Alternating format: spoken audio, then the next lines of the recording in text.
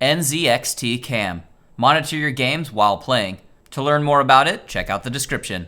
Hey everyone, it is the Angry Honey Badger here, and it is in fact time for Badgers picks for the week of May 24th. We're going to see who's free this week and which 4 champions I'm going to recommend. Free this week, there's going to be Diana, Gangplank, Janna, Jhin, Malphite, Nidalee, Quinn, Thresh, Vel'Koz, and Xerath. And for my first champion recommendation, I'm going to give that one over to, you probably guessed it, it's Quinn. I've been playing a lot of Quinn recently. Mostly I wanted to see if I could get a champion to champion mastery level 7. This was the first champion that I did it with. This is, well, my only one currently, because let's face it, if you've done a couple by now, that's a lot of League. But and it's also a lot of blue essence. But Quinn, I think, is still quite strong. I mostly enjoy playing her in the mid lane. She can do good in bot lane. The problem is a lot of stuff, and I actually just talked about this in a build last week. So another reason you might want to check out Quinn is because I do have a brand new video for her. So that would be something to look at if you want to know all the ins and outs with Quinn, because for the most part, if you're going to ask me if I main anything right now, I'd say at least that is Quinn. Granted, I still play a lot of other stuff all the time, but Quinn definitely I have a good handle on. So she's very strong, and that's one of the reasons why I like her. I also like how you can impact the entire map with her. Like I said, I go in depth with this in the build a lot, so make sure you go check that out after this video. So for now, I'm going to leave it at Quinn for my first recommendation. My second recommendation is going to go over to Jhin. Now, I still really like Jhin too. He is still super fun in my opinion. I also still think he's very impactful. Huge power spike at level 6. You can just start to ult in lane. If anybody's at half-life or less, that's probably going to be a kill as long as you land a few of those bullets. Still think he's really good. I think primarily we're seeing him in the bot lane. Still see him in solo lane a little bit. I made a build for him in the solo lane, although the build remains the same. He can be a strong solo laner. Probably not as strong now since Zed can now be a menace again in the mid lane. We're seeing him a lot more since you cannot Mercurial Scimitar his death mark anymore, but still, Jhin is a very strong champion, has a very strong team fight. His positioning is by far his important thing, and obviously knowing when you can use your 4th bullet and when is a good time to be in a fight than when you are reloading. So definitely a good champion though.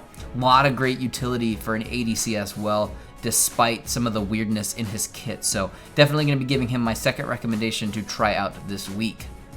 For my third champion, I'm going to give that one to Xerath. I've always been a fan of Xerath. Haven't played him like crazy amounts on stream, but I do like to play him. I think if you get decent with him, you can always become a very good, at least damage output, but carry threat. His new ultimate is a lot better too. It's nice to see that you are getting these extra shots when you are ranking it up, and I do like how it zooms him out now to fire his shots. It makes it a lot easier, and it makes sense for this champion because he's got such a long range ultimate. The other thing I do like about Xerath is if you do decent in lane, you just farm up, you will always have damage, and as long as you can get your hands on a blue buff, you will always have so much long range poke. You can always whittle teams down. So if your team isn't like comfortable in a straight 5v5 engaging fight, you can always poke at them and wear them down first to kind of soften them up before your team goes in. It can actually be an incredibly effective way to do so.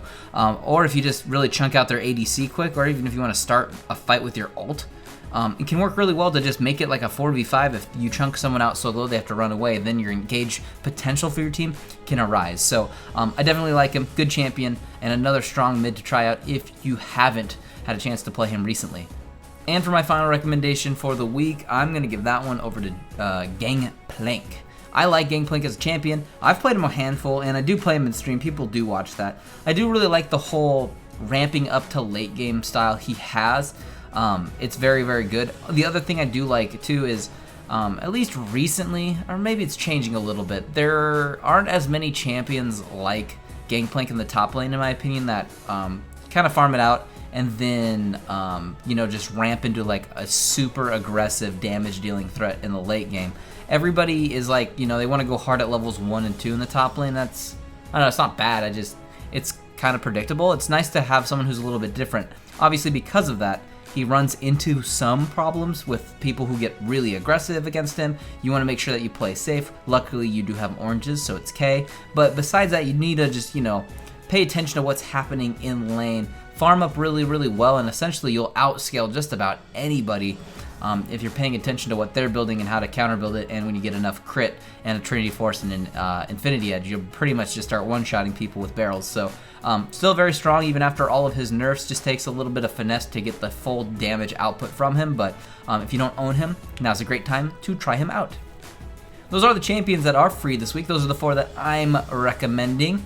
I like all 4 of those champions actually quite a lot, so make sure you try them out if you don't own any of them. Obviously, try out any of the other champions too if you don't own them and you want to play them. That's why they're free, and that's a good time to try them. I'll briefly go over all the other champions quick. I actually do really like Diana. I think she's really strong. Always kind of called her secretly OP. I like her in the jungle a little more than in lane, but she is definitely still good in lane. Try her out too. Janna, strong support, played wrong a lot.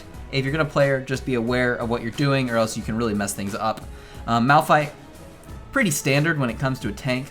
He's got great engage, incredibly good against full AD teams. That's really the best time to pick him in my opinion, but definitely can have a little bit of damage output too. I like to play him as AP mid. You've probably seen that on stream a couple times. Nidalee, pretty good still. She's been getting nerfed though, but she's still definitely a strong jungler. I think she's kind of annoying, but I also think she can be kind of worthless if she doesn't do things correctly and overcommits sometimes, so be careful with her. Thresh, one of the best champions in the game when it comes to supports. Definitely always been good, always a solid champion. Vel'Koz got some good buffs recently, actually made him a little bit stronger, so now that would be a moment or a time to maybe try him out too. I personally don't play him too much because I think he's not the funnest to play, but definitely has some power, so might want to try him out too. Those are the champions that are free. If there's a box around these portraits, click on it. It will take you to some type of video. But besides that, I wish all of you the best of luck this week on the Fields of Justice.